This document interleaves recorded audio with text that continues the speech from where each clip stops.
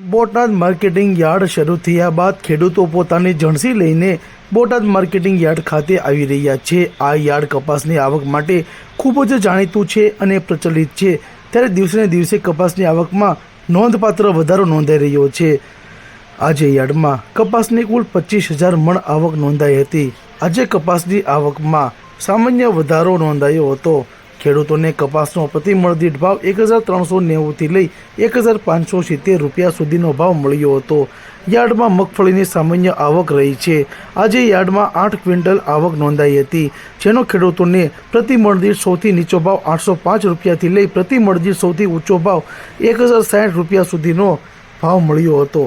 Botad marketing યાર્ડમાં અડદની હરાજી કરવામાં આવી હતી, જેના ભાવ 1220 રૂપિયા સુધીનો ભાવ રહ્યો હતો। છેલ્લા 3 દિવસમાં અડદના ભાવમાં 30 રૂપિયા જેટલો ઘટાડો નોંધાયો છે। અડદની કુલ 3 ક્વિન્ટલ આવક નોંધાઈ હતી। બોટાદ માર્કેટિંગ યાર્ડમાં લોકવન ઘઉંની હરાજી કરવામાં આવી હતી। ઘઉંનો ભાવ પ્રતિ મણ દીઠ સૌથી નીચો 455થી લઈ પ્રતિ મણ દીઠ સૌથી ઊંચો 600 રૂપિયા સુધી બોલાયો હતો।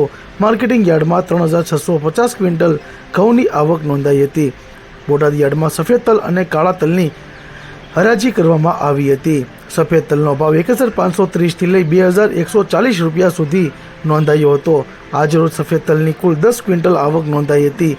કાળા તલનો ભાવ રૂપિયા 1,440થી લઈ 2,860 રૂપિયા ભાવ રહ્યો હતો। કાળા તલની આવક કુલ 3 ક્વિન્ટલ આવક નોંધાઈ હતી। માર્કેટિંગ યાર્ડમાં જીરુની હરાજી કરવામાં આવી હતી। માર્કેટિંગ યાર્ડમાં જીરુની 1,050 ક્વિન્ટલ આવક નોંધાઈ હતી, જેનો નીચો ભાવ 3,660 તથા સૌથી ઊંચો ભાવ પ્રતિ મણ દીઠ 4,240 રૂપિયા નોંધાયો હતો। આજે ચણાની કુલ 6,640 ક્વિન્ટલ આવક નોંધાઈ હતી। ખેડૂતોને ચણાનો ભાવ 975થી લઈ 1,040 રૂપિયા સુધીનો ભાવ બોલાયો હતો। બોટાદ માર્કેટિંગ યાર્ડ ખાતે જુવારની 50 ક્વિન્ટલ આવક થઈ હતી, જેના ભાવ 355થી લઈ 975 સુધી બોલાયો હતો। માર્કેટિંગ યાર્ડ ખાતે તુવેરની હરાજી કરવામાં આવી હતી। તુવેરની કુલ 90 ક્વિન્ટલ આવક નોંધાઈ હતી, જેના ભાવ પ્રતિ મણ દીઠ સૌથી નીચા 1,060થી લઈ પ્રતિ મણ દીઠ સૌથી ઊંચા ભાવ 1,350 પ્રતિ મણ દીઠ બોલાવવામાં આવ્યા હતા। માર્કેટિંગ યાર્ડ ખાતે કપાસની આજે 25,000 મણ મબલખ આવક નોંધાઈ હતી।